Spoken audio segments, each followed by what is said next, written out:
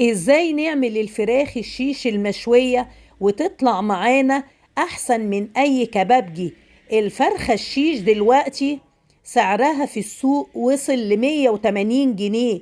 ان شاء الله هنعمل الفراخ الشيش في البيت بتتبيلة روعة، وكل اللي عندنا في البيت هياكلوا صوابعهم وراها من حلاوتها. حطي بقى لايك للفيديو وشير في كل مكان، ويلا بينا نسمي الله ونصلي على الرسول ونشوف طريقة التحضير على طول. معايا هنا فراخ شيش مقطعة. جبت فراخ وقطعتها وحطيتها في مية بعد ما غسلتها كويس جدا جدا. هعمل لها محلول نقع عبارة عن ورق لورا وجنزبيل بودر ومعلقتين دقيق، وما ننساش الليمون. وهبدأ أفرك كل الفراخ مع بعضها، وانسي بقى انك تشمي اي ريحة زفارة بعد ما حطيتيها في محلول النقع ده. هنسيبها طبعا لمدة نص ساعة في محلول النقع لحد ما نجهز التتبيلة جميلة مع بعض.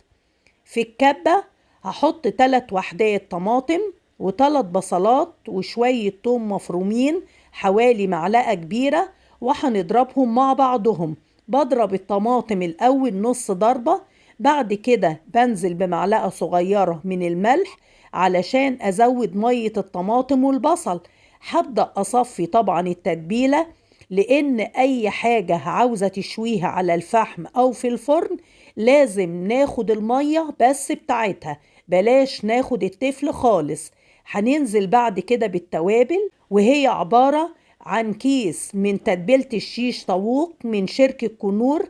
تقدري طبعا تستخدمي أي نوع انت عاوزاه. معايا هنا معلقة صغيرة من الفلفل الأسود، ومعلقة صغيرة من الكزبرة، معلقة كبيرة من البابريكا، معلقة صغيرة من الجنزبيل البودرة، معلقة صغيرة من السماق. السماق طبعا بيدي الفراخ المشوية طعم خطير جدا جدا وجميل.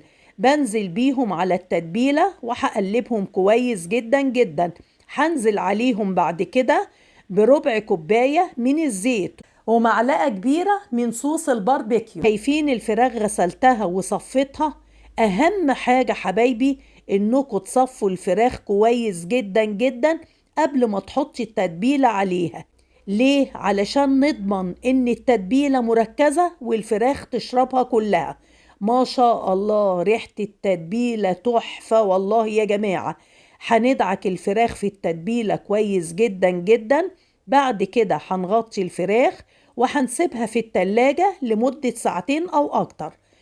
بعد مرور ساعتين بجيب الشبكة بتاعتي الجميلة وأحط فيها صينية وأبدأ أرص عليها قطع الفراخ.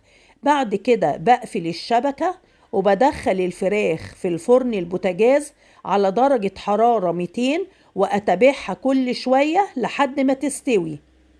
دي الفراخ بعد ما خلصت اللهم بارك، جميلة جدا جدا ومستوية صح، ولونها جميل جدا جدا.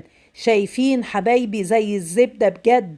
اعملوا الفراخ الشيش في البيت بالتتبيلة دي، أحلى وأنضف وأرخص كمان من بره بكتير، وهتشرفك جدا جدا لو عندك أي عزومة. بتمنى يكون فيديو النهاردة عجبكم واستفدتوا منه. بتمنى ما تنسوش اللايك الجميل بتاعي وتعليقاتكم اللي دايما بتسعدني. كانت معاكم الشيف ماجي، وأشوفكم على خير في فيديو جديد إن شاء الله.